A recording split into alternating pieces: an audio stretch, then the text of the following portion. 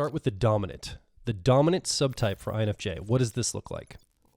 So this INFJ is going to be a lot more bold than I think than it is oftentimes in our head that an INFJ looks like. In fact, this INFJ might even mistype as an ENFJ or some other extroverted type.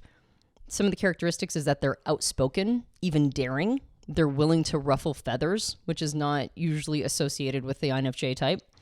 They are strong, thoughtful. They deeply attend to values, although they're going to ruffle these feathers in as eloquent a way as possible. There's still that component to an INFJ that when they're communicating things that might sound a little off-standing, they're going to try to cushion the blow if they can. They can be smooth managers. They can grow if they choose to do so. They can grow into paragons of emotional intelligence, which they use to manage relationships. There's still a diplomacy there, even though there is a more daringly outspoken nature to them. Now, that idea of daring is going to be relative to the type. So if we're putting them against, say, ESTP types, the daring is not going to look the same, right? This is daring for the type.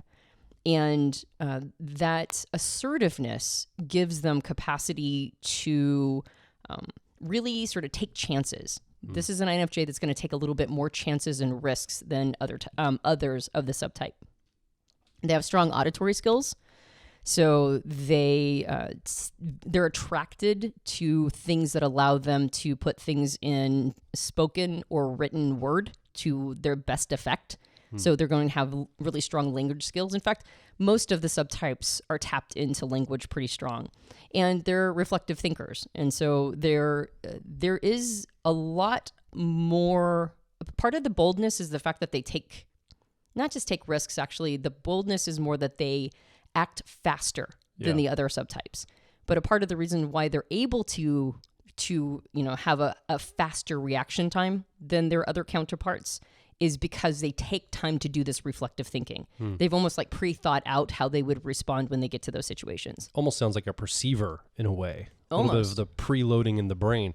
Would you say, as we're building this map of these 4 subtypes, my guess is the others are going to really lend themselves to writing more? Of all of the 4 subtypes, I bet you auditorially or articulation-wise, this is the most likely to be able to podcast or extemporaneously speak, get up on stage and just lead a group or articulate using their voice, not just the written word. Yes, exactly. Yeah. When we get to creative, that's more visual. Normalizing is going to be a little bit more sort of quiet. And then by the time we get to harmonizing, that's the one that's probably the least associated with asserting verbal skills. So yeah, this is the kind that's more likely to do things like podcasting, etc. Great. So we talked about them taking chances, and a part of that also with the verbal capacity is enjoying an audience. This is an INFJ that actually likes to be in front of a camera or in front of a microphone, and they like to stay engaged in the world, right? This is a more assertive quality. So you could almost say that these INFJs have an audacious quality, not in comparison to maybe other types, but definitely in comparison to their other INFJ subtypes. And they're able to do this even when they're internally nervous. So it's not like they don't care. It's just that they're able to overcome their nervousness in order to be in front of an audience.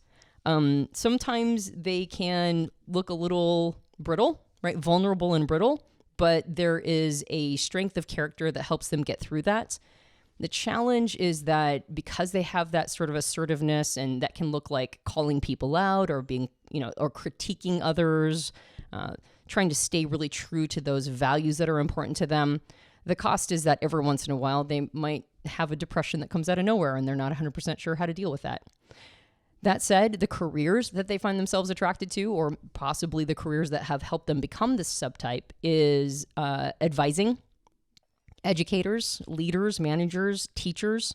They definitely like to take a more central lead in most of their relationships, maybe even romantic relationships or family or community.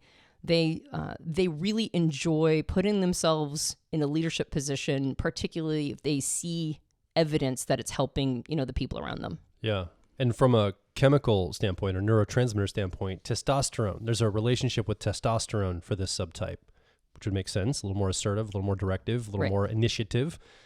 And let's talk a little bit for the typed geeks. How does the cognition look? the cognitive functions INFJs are using. Introverted intuition or perspectives is the driver or dominant. The co-pilot or auxiliary is extroverted feeling harmony. Right. Okay. So, so for the type geeks, the way that it works is, both your perceiving and your judging function, like you mentioned, Joel, in this case, introverted intuition and extroverted feeling, both of them will have a more assertive quality. This is called the analytic version. So each cognitive function has a more assertive analytic direction it can take, or a more holistic receiving energy it can take, meaning that, all of us have the capacity to output and input. For dominant subtypes, their preference is to use both of their functions as often as they can, get away with it, in the more analytic, assertive energy. They're more outputting with their functions than they are preferring to input with them. And that's what creates the dominant subtype. Yeah.